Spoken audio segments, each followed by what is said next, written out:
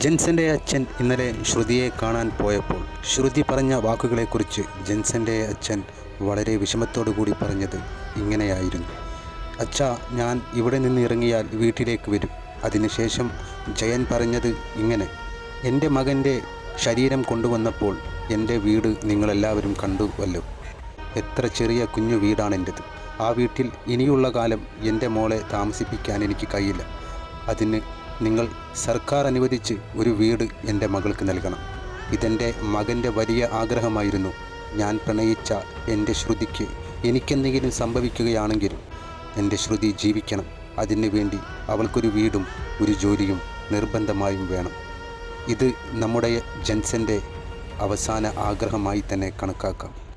അത് നടക്കാനായി നമുക്കെല്ലാവർക്കും തന്നെ ഒരുമിച്ച് നിന്ന് പരിശ്രമിക്കാം. ദുരന്തം തൻ്റെ കുടുംബത്തിലെ 9 പേരെ നഷ്ടമാക്കിയപ്പോഴും അതെല്ലാം മറന്ന് ജീവിക്കാൻ ശ്രുതിയെ പ്രേരിപ്പിച്ചത് തന്നെ നമ്മുടെ ജെൻസൻ്റെ കരുതലായിരുന്നു. ഒരു ശ്വാസം പോലെ എപ്പോഴും അവളുടെ കൂടെ അവനുണ്ടായിരുന്നു. ഇനി ആ ആശ്വാസവാക്കുകൾ പകരാൻ ജെൻസൻ ഒരിക്കലും വരില്ല.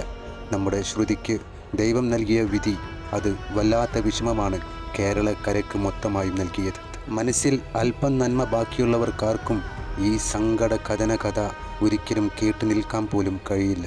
ദുരന്തത്തിൽ നഷ്ടപ്പെട്ട തൻ്റെ കുടുംബാംഗങ്ങളുടെ 15-ാം ദിവസത്തെ കർമ്മങ്ങൾ നടത്താനായിരുന്നു ഇവർ ആ യാത്ര പോയത്. അങ്ങനെ അവിടെ നിന്ന് മടങ്ങി വരവെയാണ് എല്ലാവരെയും നെട്ടയിലാഴ്ത്തിയ ആ മഹാദുരന്തം വീണ്ടും സംഭവിച്ചത്. അതിൽ നിന്ന് ശ്രുതി രക്ഷപ്പെടാനും കാരണം നമ്മുടെ ജെൻസനായിരുന്നു എന്നാണ് അറിയാനായി കഴിഞ്ഞത്. തൻ്റെ പ്രണയിനിയെ മരണത്തിന് വിട്ടുകൊടുക്കാതെ ആ മരണവേളയിലും അവൻ ചേർത്ത് പിടിച്ചു.